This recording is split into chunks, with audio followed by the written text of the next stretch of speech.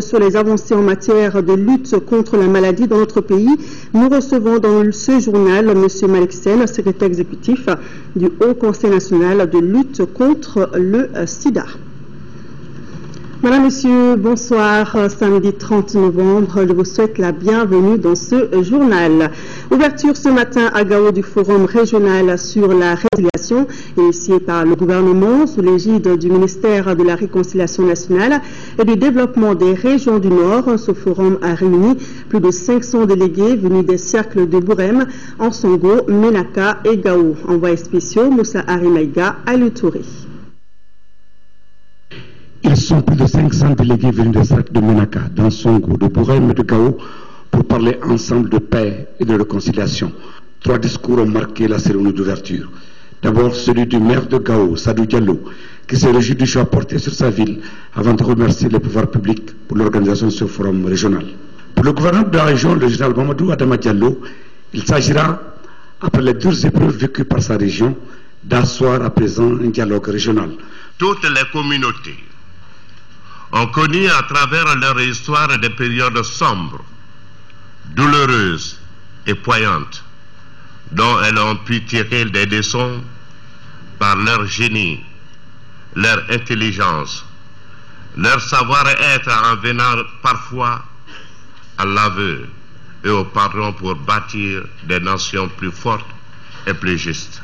Au nom du président de la République, son Excellence Ibrahim Boubacar Keïta, du Premier ministre et de l'ensemble du gouvernement de la République, le ministre de la Sécurité Sada Samake a tenu à rendre hommage d'abord aux jeunes et aux femmes de Gao pour leur courage face à l'occupant. Je tiens à rendre un hommage à la cité des Askia, aux populations de Gao, à vous qui avez vécu dans votre chair le triste épisode de l'agression et de l'occupation du sol national par des terroristes et criminels venus d'ailleurs. Je rends hommage aux gardiens de la cité, à tous ceux qui sont restés fidèles à eux-mêmes, aux femmes et aux jeunes filles violentées qui ont éprouvé et subi l'arbitraire d'un autre barbare.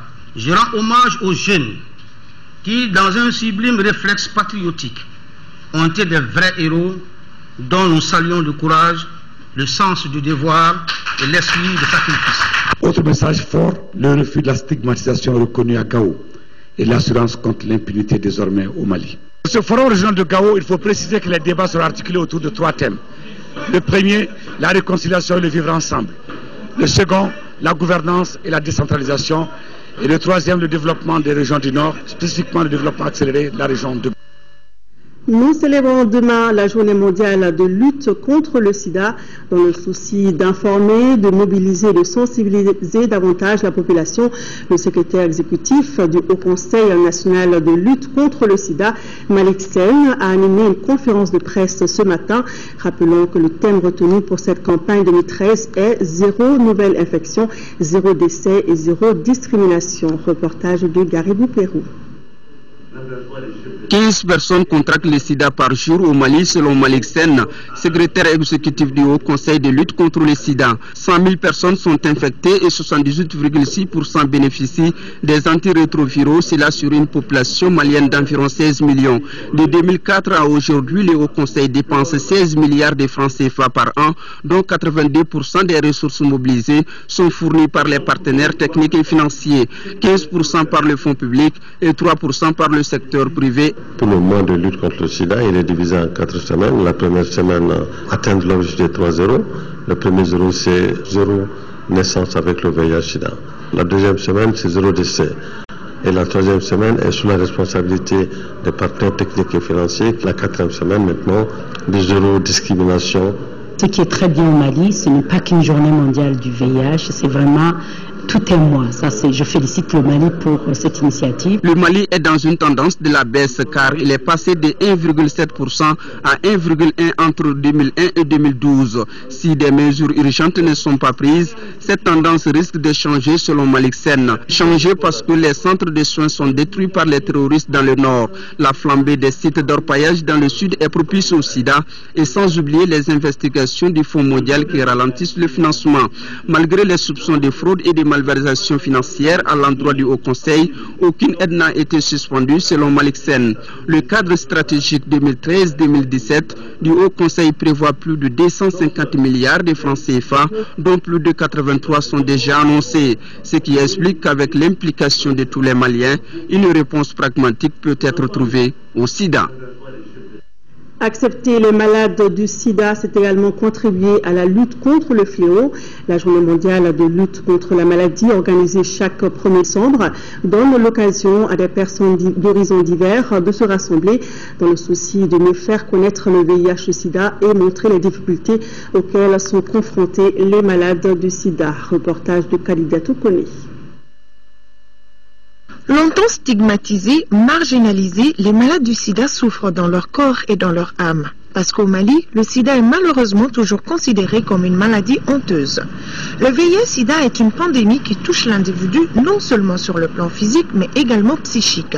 Car la personne vivant avec le VIH vit un choc, un traumatisme qui handicape le déroulement normal de sa vie. C'est pourquoi une consultation psychologique est nécessaire. Elle permet d'aider le malade à assumer son quotidien, à mieux vivre en société avec sa maladie. Dans notre pays, plusieurs psychologues ont travaillé dur pour aider et soutenir les malades du sida. C'est le cas du docteur Oumar Traoré qui a longtemps travaillé au programme sida. Après sa retraite, il a ouvert un cabinet de consultation psychologique pour continuer dans ce sens. Le fait d'avoir le sida, le fait d'être dépisté comme malade, portant le virus du sida. Sa réaction, il y en a qui préfèrent se cacher, ne pas prendre contact avec la société, essayer de vivre la maladie seule. Ce qui est dangereux d'ailleurs pour le sida, parce que seul, on ne peut pas. Il faut toujours faire l'effort que le langage que le psychologue donne soit conforme aux réalités sociales, culturelles. Donc l'aspect psychologique prend tout ça en compte. Après notre entretien avec le docteur Traoré, nous avons voulu avoir le témoignage d'un malade du sida pour montrer à l'opinion ce que vit un séropositif quotidiennement. Pour cela, nous nous sommes rendus au réseau malien des personnes vivant avec le VIH-Sida. Ici, notre recherche est restée vaine. Aucun malade n'a voulu témoigner, même à visage caché. Rappelez-vous, il fut un moment où les malades du sida ont décidé de briser le silence en faisant des témoignages à visage découvert à la télévision nationale. Ils voulaient par des messages montrer qu'ils sont comme les autres malades. Malheureusement, cela a aggravé leur situation dans la société. Leurs enfants, leurs conjoints ou conjointes ont ramassé les pots cassés. Donc, pour protéger leur progéniture et le reste de leur famille, ils ont tout simplement décidé de rester dans leur coin bien peinard. Depuis la découverte du premier cas du sida en 1985 dans notre pays, la situation épidémiologique du VIH-Sida est devenue une préoccupation des plus hautes autorités et des responsables sanitaires. Des avancées ont été réalisées dans la lutte contre ce fléau. On a fait des progrès assez consistants. Les avancées dans le cadre de la prise en charge, c'est que on est parti en 2001-2002, on était à peu près à 3 sites de traitement au Mali. Au jour d'aujourd'hui, nous en sommes à peu près à 83. Vous remarquerez qu'avec ça, on a été dans la logique de la spécialité, occuper le terrain, puisque les malades ne se déplacent pas trop pour avoir accès au traitement. Et je peux dire que ceci a été vraiment une prouesse extraordinaire. Ça, c'est en termes de positionner le dispositif. En cas de maladie même, avec les infections opportunistes, et s'ils arrivent au seuil où également ils ont besoin de traitement, que nous puissions être là, qu'il n'y ait pas une barrière aux soins du point de vue financier. Donc on a été dans la politique de gratuité à partir de 2004. Et les ARV ne tuent pas le virus, ils permettent à ce que le capital de virus dans le sang ne se renouvelle pas. Aujourd'hui, on recense 150 000 personnes vivant avec le VIH-Sida au Mali. Grâce à la percée réalisée en matière d'accès aux antirétroviraux, non seulement les malades parviennent à vaincre le VIH, mais l'avenir devient une source d'espoir pour eux et pour leurs familles. Le sida n'est pas une maladie héréditaire, mais acquise, c'est-à-dire que tout le monde peut l'avoir dans sa vie. Et nous recevons tout de suite notre invité du jour, M. Malick Sène, secrétaire exécutif du Haut Conseil national de lutte contre le sida. M. Sène, bonsoir. Bonsoir. Merci d'avoir accepté notre invitation. Alors, demain, 1er décembre, l'heure est donc au bilan. Quelle est la situation aujourd'hui au Mali? On peut dire que la situation est... Le sida a reculé au Mali. Comme le docteur Diallo l'a dit tout de suite, nous sommes passés d'un taux de 1,7 à un taux de 1,3.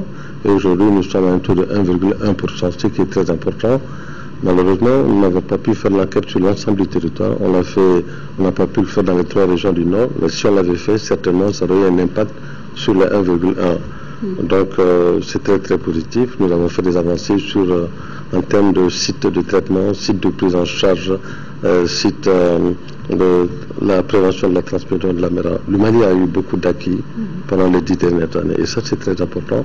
Et c'est sur ce socle-là que nous devons rebondir pour essayer justement d'aller vers l'élimination de cette maladie-là. Vous l'avez dit, c'est vrai qu'en matière de lutte contre la maladie, le Mali a évidemment des avancées, notamment la gratuité des antirétroviraux, et également la décentralisation des sites de traitement et de dépistage. Mais déjà aujourd'hui, Monsieur Sen, quelles peuvent être les menaces qui peuvent freiner justement ce progrès-là?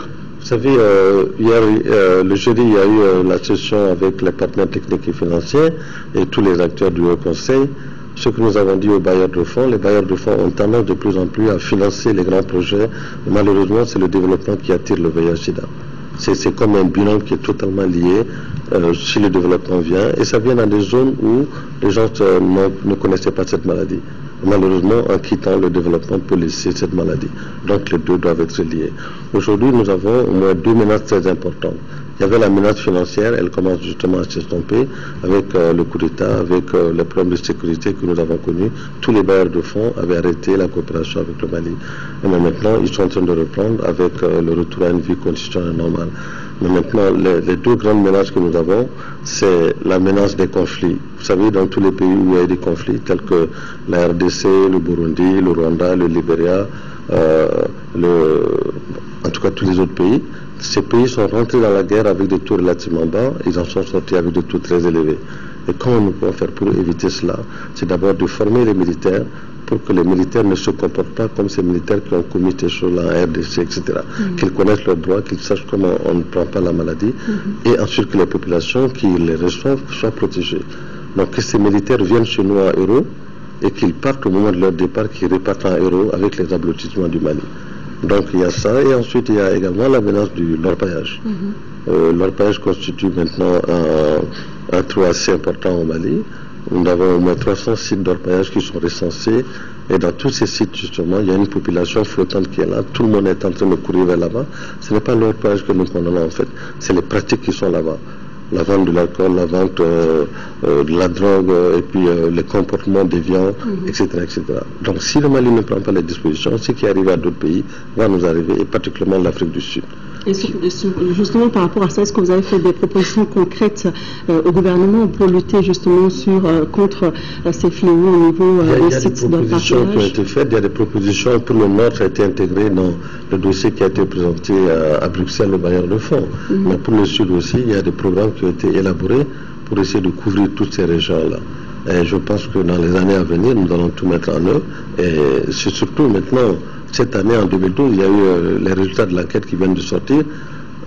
Les taux ont baissé partout au Mali, sauf dans la région de Sikasso où ça a augmenté, et dans la région de Caille où ça a augmenté. Vous n'avez pas les données du Nord? On n'a pas les données du Nord. Donc si vous faites le parallèle de Caille à Sikasso, c'est dans toutes les zones minières que vraiment les taux ont monté. Et c'est là où nous devons justement aller faire les campagnes là. Et surtout pour ça, il faut des financements. Monsieur Sel, vous insistez sur la création d'un fonds national de lutte contre le sida. En quoi est-ce que cela va changer justement la lutte contre la maladie? Je pense que c'est très important. À ce jour-là, comme dans beaucoup d'autres pays africains, ce sont les bailleurs de fonds qui nous financent à 80%. Quand on est financé à 80%, on ne maîtrise pas justement cette politique-là. À tout moment, le bailleur de fonds peut décider d'arrêter. Et c'est pour ça que nous disons qu'il faut prendre des dispositions afin qu'il n'arrête, que nous puissions aller sur la table de négociation en disant je viens avec quelque chose et puis nous négocions. Donc je pense que c'est sur cette base. Et si on crée le Fonds national nous permettra justement d'acheter les médicaments pour qu'il n'y ait pas de rupture. Et s'il y a des ruptures de médicaments, on va vers des médicaments beaucoup plus chers. Aujourd'hui, nous traitons nos malades à peu près à 65 000 francs par an par personne.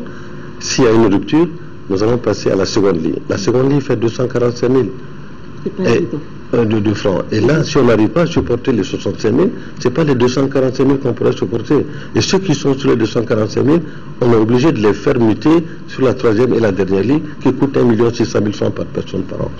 On ne peut pas se le permettre, il faut bien planifier, il faut bien gérer pour que justement nos malades, les 90% de nos malades restent sur la première ligne. Voilà, donc avoir des financements propres. Alors, M. Sen, nous sommes dans le domaine du financement, on va y rester. Nous savons que le vérificateur général a remis son rapport annuel au président de la République. Est-ce que vous êtes concerné par ce rapport? Je suis un homme heureux aujourd'hui parce que effectivement nous étions concernés par les vérifications du vérificateur. Vous avez le rapport qui est là avec moi. Il nous a remis juste après avoir mis son rapport au président de la République.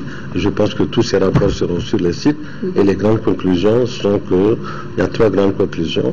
Nous n'avons pas respecté des procédures un peu partout. Ensuite, nous n'avons pas un contrôle interne parce que nous étions gérés par une société fiduciaire et ils avaient un contrôle interne, mais on aurait dû avoir un service de contrôle interne. Mais la grande conclusion est qu'il n'y a pas d'irrégularité financière significative justement. Donc c'est ce qui est important. Ces fonds ont été gérés pour ce qui nous concerne le secrétariat. Mais le secrétariat a remis les fonds à d'autres personnes. Mais pour ce qui nous concerne, il n'y a pas d'irrégularité financière. Voilà, donc le rapport est jugé satisfaisant. Voilà. D'accord, on va revenir à la célébration de la journée mondiale de lutte contre le sida.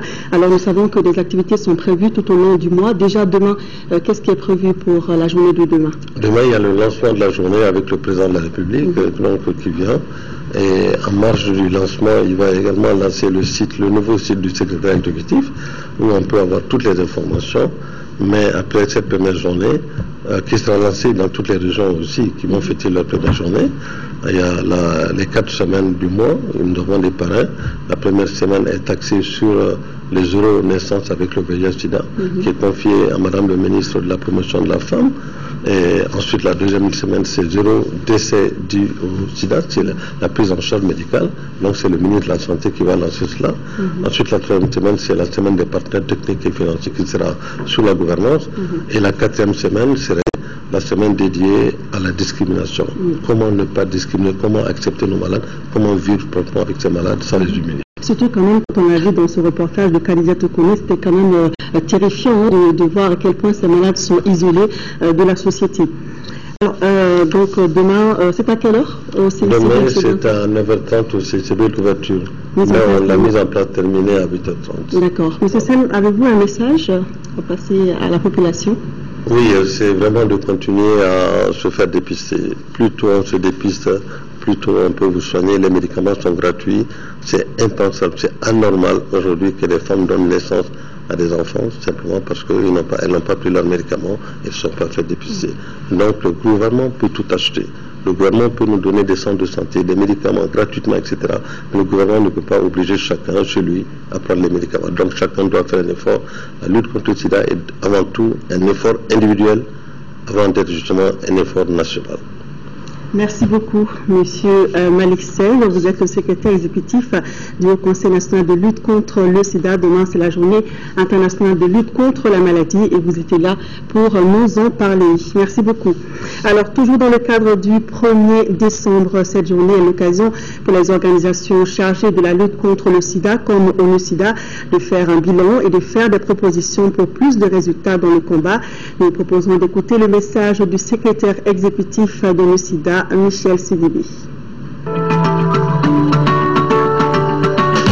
cette journée mondiale de lutte contre le sida, nous nous réunissons pour nous souvenir de nos amis et de ceux de nos familles emportés par le sida.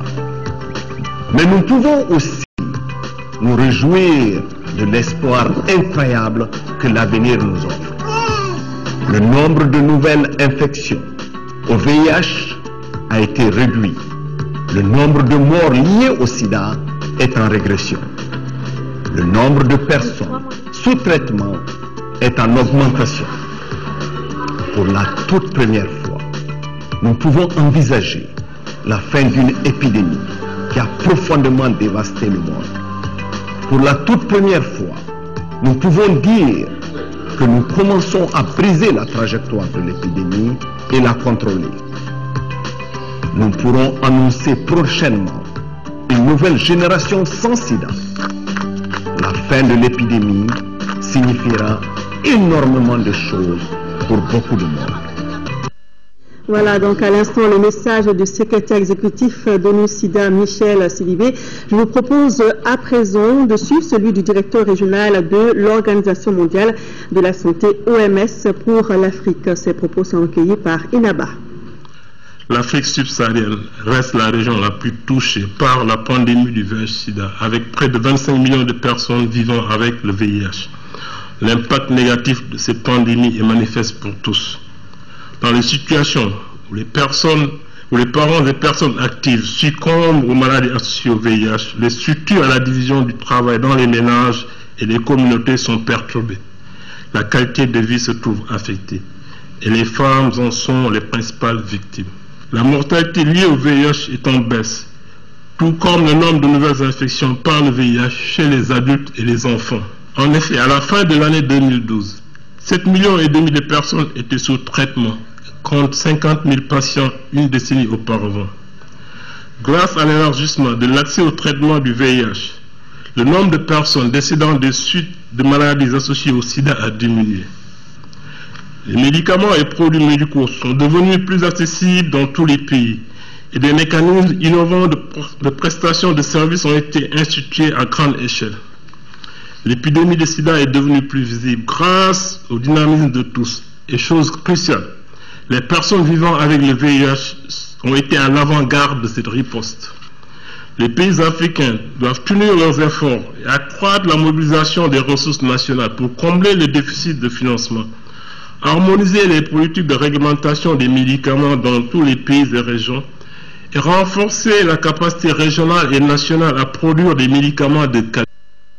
Voilà, donc c'était là le message à l'occasion de la célébration de la journée internationale de lutte contre le sida qui sera donc lancée demain au CICB sous la présidence du président de la République.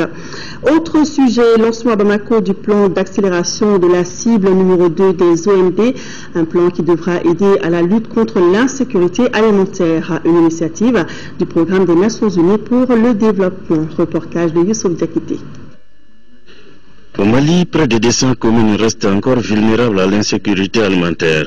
C'est ce constat qui a motivé le gouvernement du Mali, en collaboration avec ses partenaires au développement, d'accélérer l'élaboration du plan d'accélération de la cible numéro 2 des objectifs du millénaire pour le développement, dont copie est remise à la représentante de la FAO au Mali. Que la sécurité alimentaire au Mali est loin d'être une utopie. En effet, bien que les analyses font ressortir que plus de 1,4 million de personnes sont affectées par la crise alimentaire, le Mali a réalisé ces dernières années des bonnes performances dans l'agriculture. Même si les défis à relever demeurent encore importants. Le secteur agricole au Mali peut donc être transformé en rapport avec les besoins alimentaires des populations. Dans les différentes interventions, le commissaire à la sécurité alimentaire et le président du Haut Conseil des collectivités ont brièvement étalé le contenu du document dont l'axe prioritaire reste l'atteinte des objectifs du combat contre l'insécurité alimentaire. Cette situation a perturbé le fonctionnement normal des services sociaux de base et a exacerbé l'insécurité alimentaire et nutritionnelle qui était déjà vivace dans plus de 100 communes rurales à cause des aléas climatiques. Presque les représentants de toutes les communes du Mali prennent part aux travaux. Les travaux de la 33e session du comité sahélien des pesticides ont pris fin à l'Institut du Sahel. Pendant une semaine, les experts des 13 pays membres du CILS ont travaillé sur l'homologation commune de l'utilisation des pesticides dans l'espace. Reportage de Nando Dambeli. Les nombreuses recommandations issues des travaux ont trait à l'appui à l'Institut du Sahel, à l'élaboration des positions communes des pays membres sur l'homologation des pesticides. Ainsi, les participants ont porté leurs réflexions sur la valorisation des tarifs des prestations du comité sahélien des pesticides. Une place importante a été accordée à la communication afin de faciliter la sensibilisation autour de l'utilisation des pesticides. Quant aux États membres, il a été surtout recommandé d'asseoir les acquis du comité sahélien des pesticides par une forte implication efficace et durable des comités nationaux et l'appropriation de la directive sur les comités nationaux de gestion des pesticides élaborée par le SILS pour la mise en œuvre et l'application de la législation commune relative aux pesticides. À l'issue de cette 33e session, un hommage mérité a été rendu à Madame Ba, pionnière de la mise en œuvre du comité sahélien des pesticides depuis 1992. La ministre de la Promotion de la Femme, de la Famille et de l'Enfant était au centre de Bolé pour y rencontrer les détenus et leurs enfants. Occasion pour Sangaré Oumouba de leur prodiguer des conseils et leur remettre des vivres. Le compte-rendu de la visite avec Batraoré. Par cette visite, le ministre de la Promotion de la Femme, de la Famille et de l'Enfant voulait s'imprégner des conditions de détention des enfants mineurs.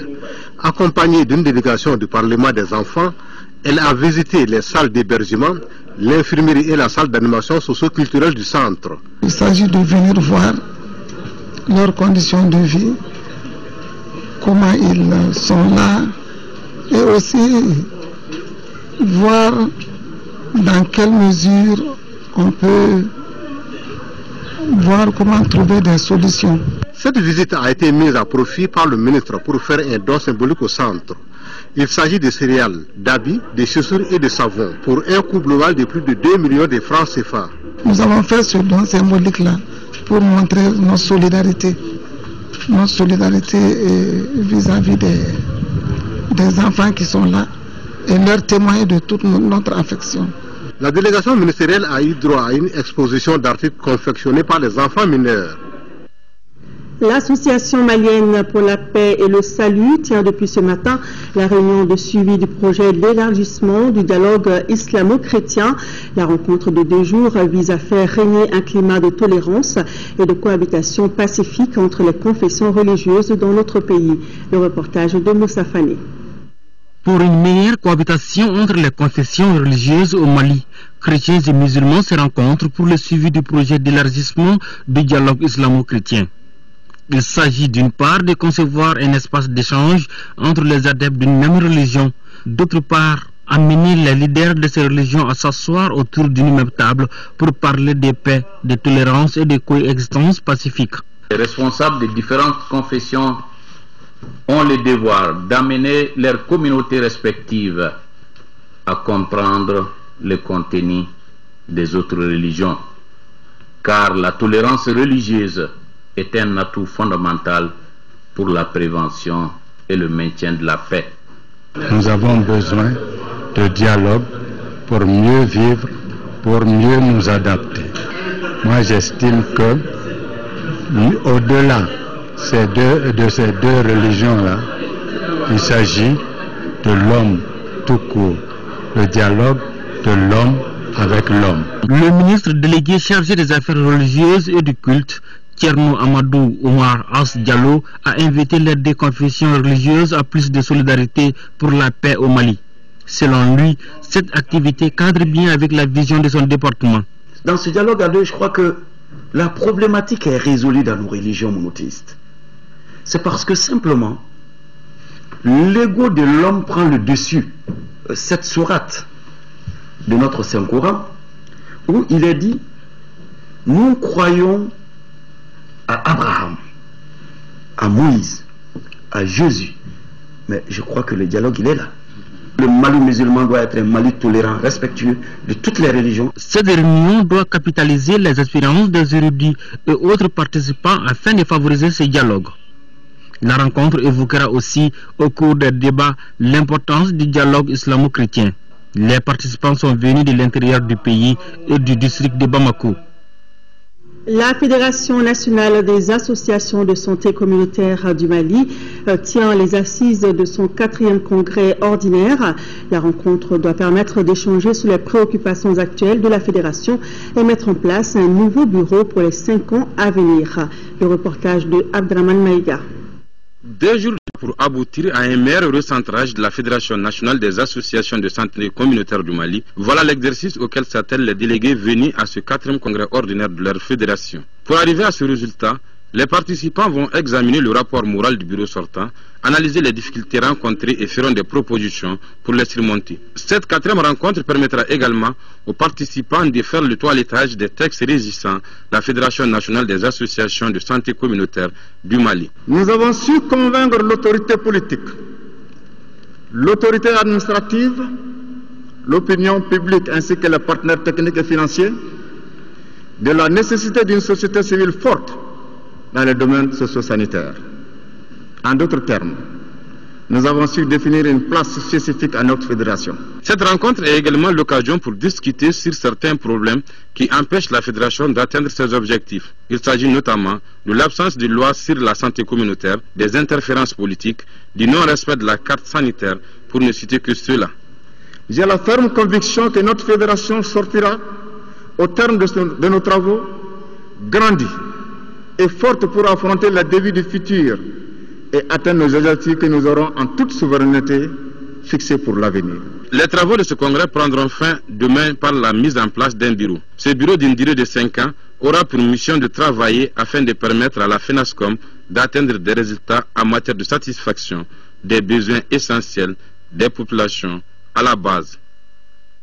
La Croix-Rouge malienne a lancé la 2e phase de son projet lutte contre la malnutrition. C'était au centre de santé communautaire Sabali-Bougou en commune 5. Le projet en question devrait permettre de lutter contre la malnutrition des enfants et leur apporter des soins de santé de qualité. Moussa Fane. Pour sa participation dans la lutte contre la malnutrition des enfants, la Croix-Rouge malienne, à travers ses responsables, vient de lancer les activités de son projet lutte contre la malnutrition. Il vise à contribuer au bien-être des enfants en matière de santé. Le projet lancé concerne les communes 1 et 5 du district de Bamako. Selon les responsables de la Croix-Rouge, le choix de ces communes n'est pas fortuit. Le choix de ces 2 communes, parce que à travers une enquête réalisée par la Croix-Rouge française avec son partenaire qui est la Croix-Rouge malienne en 2009, on a vu un taux de malnutrition aiguë élevé en milieu urbain. Donc c'est ce qui a motivé la recherche d'un financement pour mettre en place ce projet dans les 2 communes. C'est un projet qui nous aide dans la prise en charge et le maintien de l'état de santé de notre population. Depuis le démarrage de ce projet jusqu'à nos jours, vraiment, je constate de jour en jour qu'il y a une nette amélioration dans la prise en charge de mes malades. Au cours de ce lancement, les responsables du projet ont remis du matériel au CIESCOM 1 de Sabali-Bougou. La cérémonie a pris fin par l'administration de la vitamine A aux enfants. La caravane de presse de la campagne Tous et Chacun, qui a démarré ses activités mercredi dernier, vient d'arriver hier vendredi à Kadjelo. Hier, les caravaniers étaient à Yanfolila où ils ont mené plusieurs activités, mobilisation populaire, causerie éducative, entre autres. Et la veille, les journalistes étaient à Silengui. Le récit de ces activités avec nos envoyés spéciaux Aboubakar Traoré, Tessira, Emmanuel Adambélé. À 18 km du barrage de Silengui, les habitants du village de Balama se sont largement mobilisés pour accueillir la caravane de presse de la campagne Tous et Chacun. Il ne tarisse pas d'éloge pour Moriba Sanogo, l'agent de santé communautaire qui s'occupe ici des femmes enceintes et des enfants de 0 à 5 ans. Pour le village de Balama, la CE a très fait de bon travail ici. Il soigne les enfants, les femmes enceintes. 3 ans que ce ASC fait ici la prise en charge des infections respiratoires aiguës, les cas simples de paludisme, les diarrhées chez les enfants. Mais il s'occupe également des femmes enceintes, fait des causeries éducatives, des visites à domicile et appuie les campagnes de vaccination. Les problèmes que nous avons, les TDR sont en rupture. C'est pour cela que nous n'avons pas de TDR en ce moment. À l'instar des agents de santé communautaire des villages de Beko, Sogondjan et de Tchegakourani, l'ASC de Balama est prise en charge par le programme MCHIP de Save the Children financé par l'USAID. Autrement dit, la commune, en dehors des moyens de déplacement, du logement et de la nourriture, ne s'occupe pas des salaires. Ce qui devrait être un acquis donc aujourd'hui ne l'est toujours pas, pour que les soins soient définitivement proches de la communauté. Dans la matinée, les habitants de Silengui avaient eu le temps de poser les questions de leur choix sur la santé de la femme enceinte et de l'enfant. C'était lors d'une causerie éducative où personnes ressources et femmes en quête d'informations de première source avait la parole. L'école de maintien de la paix à l'Une Blondin-Beye vient de mettre à la disposition de Gao un lot de matériel informatique. L'école entend ainsi offrir un meilleur cadre de travail aux agents sur place. Boubacar Babletouri. 36 ordinateurs, 35 lits, 35 matelas et une imprimante multifonction, ce sont là la composition du lot de matériel que l'école de maintien de la paix à l'Une Blondin-Beye vient de mettre à la disposition de l'administration de Gao.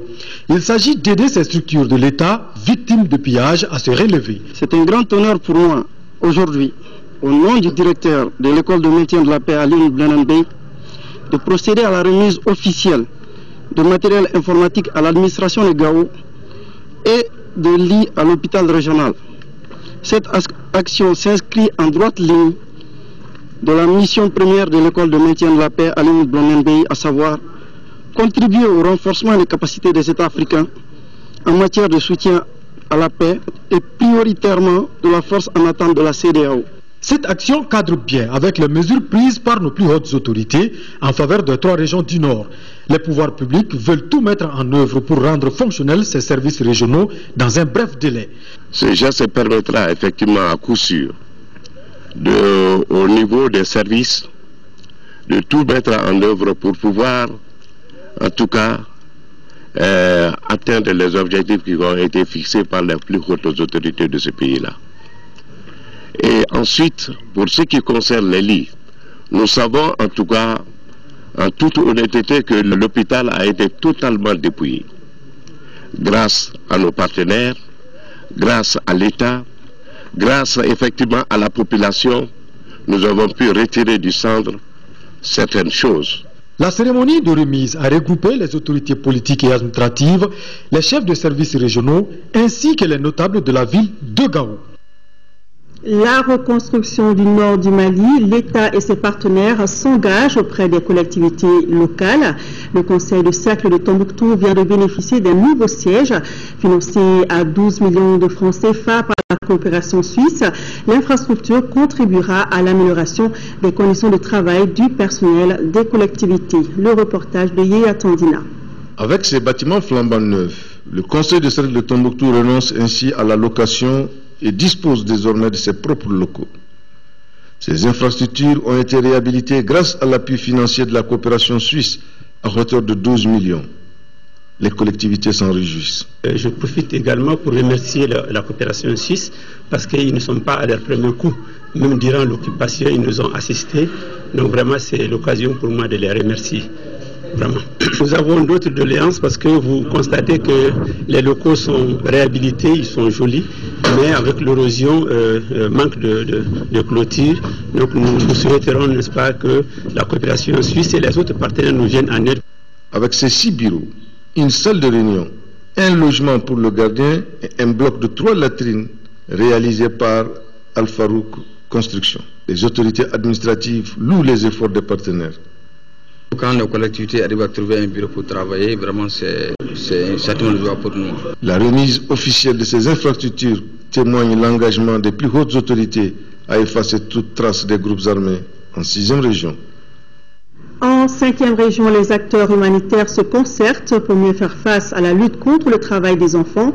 C'est à la faveur d'un cadre d'échange initié par le Bureau international du travail en collaboration avec la cellule nationale de lutte contre le travail des enfants. Reportage de Mustapha Doubilia. Il s'agit, à travers ces cadres d'échange, de mieux comprendre le travail des enfants et ses impacts socio-économiques en vue de prévenir le travail des enfants et ses pires formes. La rencontre est organisée par le Bureau international du travail en collaboration avec la cellule nationale de lutte contre le travail des enfants. La crise multidimensionnelle qui a impacté notre pays a contribué à aggraver la situation des ménages vulnérables, notamment ceux des régions nord et centre. Bien que nous constatons le retour d'une relative stabilité dans les zones affectées, il n'en demeure pas moins que les questions humanitaires et de protection des enfants demeurent préoccupantes. La rencontre qui dure 2 jours regroupe les représentants des services techniques, des ONG et des agences du système des Nations Unies. Ceux-ci débattront toutes les questions relatives aux pires formes de travail des enfants, parmi lesquelles les traites des enfants et la vente des produits stupéfiants par les enfants. La République du Mali est en pleine phase de reconstruction de restauration de la paix et de relèvement économique.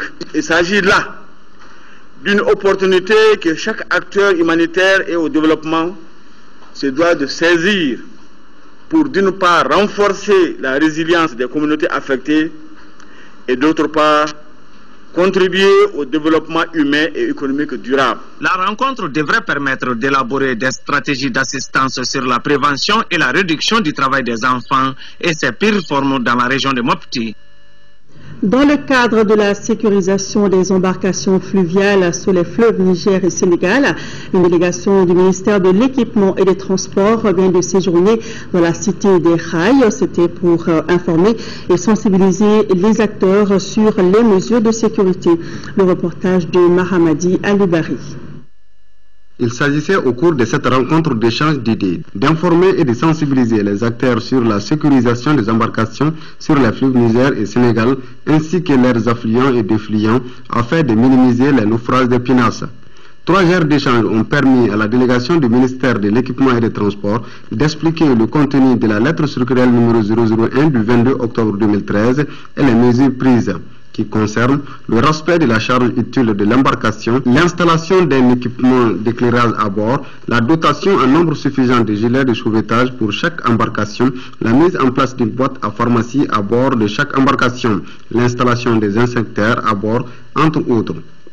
Ces mesures s'appliquent à l'ensemble des transporteurs, des opérateurs économiques, bref, les acteurs fluviaux de la capitale des rails. Le transport fluvial est un mode de transport extrêmement important pour les régions de Kaï, de Mopti, Tombouctou et Gao. Donc, après le naufrage de Koubi, le ministre et les ministères impliqués ont pris l'initiative de mettre en place une réglementation sommaire, mais très importante, pour sécuriser les embarcations, pour sauver les personnes et les biens. Cet échange d'idées fait suite au naufrage d'une pinasse survenue dans la nuit du vendredi 11 au samedi 12 octobre 2013 à Koubi, dans la commune rurale de Kona. L'occasion était bonne pour la délégation de rencontrer les notabilités d'Avideli et de visiter l'ancien quai qui doit abriter le futur port de l'OMVS. L'Institut secondaire et supérieur des sciences appliquées ISA vient d'être inauguré. L'infrastructure de 600 millions de francs CFA a été réalisée par un Malien issu du milieu enseignant. En marge de l'inauguration de l'Institut, 2 ouvrages ont été présentés, les œuvres de Samba Lamine Traoré et Amadou Touré. Compte rendu Lamine Keita.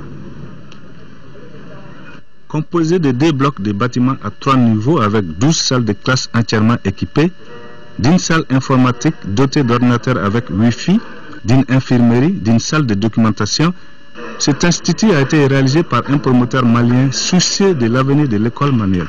Enseignant de son état et ancien ministre de l'Éducation, les promoteurs de l'institut souhaitent que la gestion de l'école reste une affaire de professionnels. Les parents d'élèves comprendront qu'il y a cette fois-ci une école de professionnels, comme on dit. Parce qu'aujourd'hui, malheureusement, les écoles privées, n'est-ce pas, sont envahis par des non-professionnels. Il va falloir vraiment que les professionnels prennent la chose en main et puissent vraiment faire avancer l'école. En marge de l'inauguration de l'Institut, il y a eu la présentation de 2 ouvrages. Il s'agit de Amadou Ampateba, homme de science et de sagesse. Il a été écrit par le professeur Amadou Touré. L'ouvrage est dédié à la mémoire de l'illustre disparu Amadou Ampateba. Le second livre, intitulé La saga de la ville historique de Ségou, retrace l'histoire de Ségou. Il est de Samba Lamine Traoré. En santé, Inerwil vole au secours des femmes fistuleuses du centre Oasis du CHU Point G. L'organisation a remis hier vendredi une quantité de vivres et divers kits à ces femmes pour une valeur de 7 millions de francs CFA. Reportage de Nouroum Sissoko. Une tonne de riz, près de 200 kits destinés à divers besoins, 20 cartons de savon, 10 cartons d'eau de javel, la liste est longue. C'est le don que l'organisation Inerwil a fait aux femmes fistuleuses du centre Oasis de l'hôpital du Point G. La valeur de ce don est estimée à 7 millions de francs CFA. Nous nous trouvons très injustes qu'en voulant donner la vie, nos sœurs se retrouvent handicapées et exclues de la société. La fistule obstétricale est une maladie très difficile à supporter. On l'appelle la maladie de l'exclusion sociale. C'est en 2009 que le district 909 d'Inerwil, composé de 8 pays de la sous-région dont le Mali, a fait son cheval de bataille la lutte contre la fistule. Notre but, c'est que la fistule obstétricale n'existe plus du tout au niveau de notre district. Les amis de Bamako s'en occupent. Leur projet, c'est de construire un centre où on soignera toutes les femmes souffrant de la fistule au niveau de Bamako, du Mali et même au niveau sous-régional. Nous avons tous conscience des souffrances des femmes se trouvant dans cet état. Donc, en plus de toutes ces actions, le département de la santé ne ménagera aucun effort pour qu'une attention toute particulière soit portée aux femmes fistuleuses. La cérémonie a pris fin par une visite guidée du centre Oasis abritant les fistuleuses.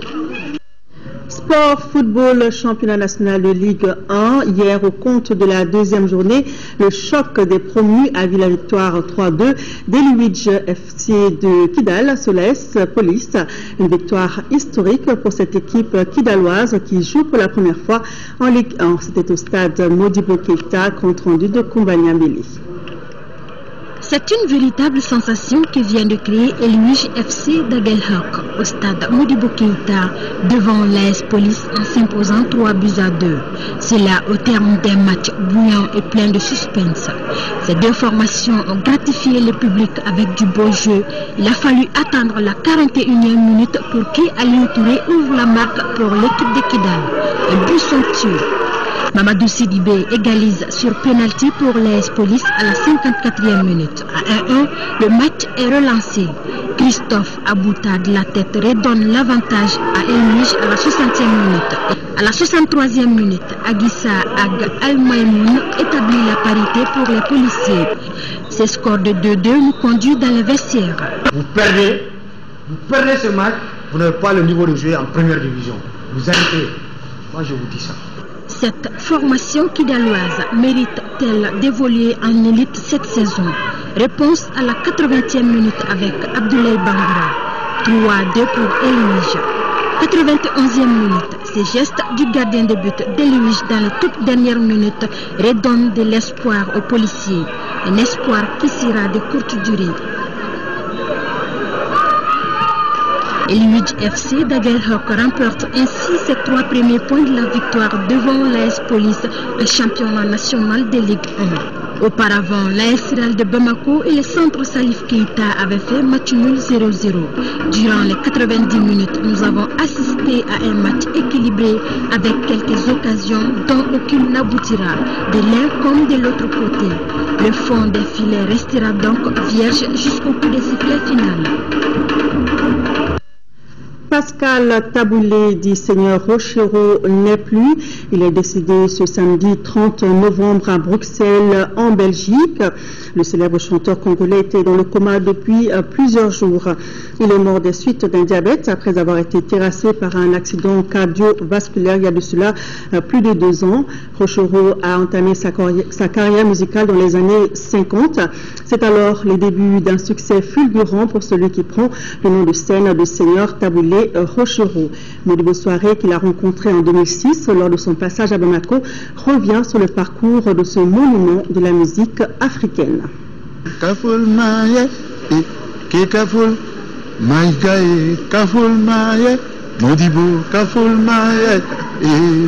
À 73 ans, cette sommité de la musique africaine s'en est allée après plus de 50 années de carrière musicale bien remplie. Né dans la province du Bandundu en République démocratique du Congo ex-Zaïre, Taboulé a commencé sa carrière au milieu des années 50 aux côtés de son mentor Joseph Kabasele, plus connu sous le nom de Grand Calais.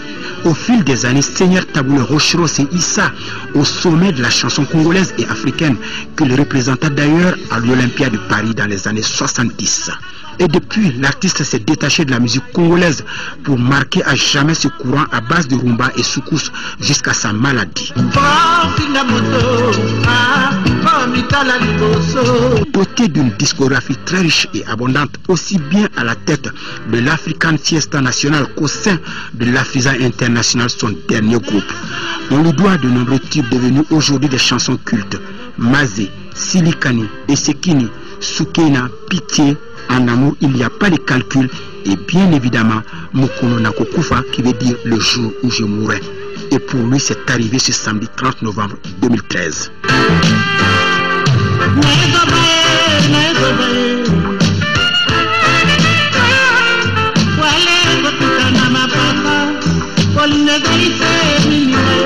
Osho a été à la base de la promotion de nombreux artistes sur la scène internationale, dont le plus connu est Billy Abel. Taboulé a composé plus de 3000 chansons et vendu plusieurs milliers de disques.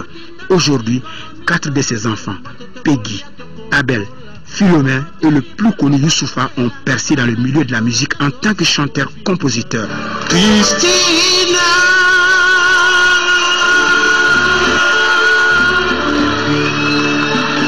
À la tête du mouvement La Force du Peuple, Taboulé participe alors à la vie politique de son pays, la RD Congo, tout en poursuivant ses activités artistiques jusqu'à sa nomination comme député à l'Assemblée consultative et législative de transition. Il se rapproche alors du Rassemblement congolais pour la démocratie. En 2005, il devient vice-gouverneur de la ville de Kinshasa.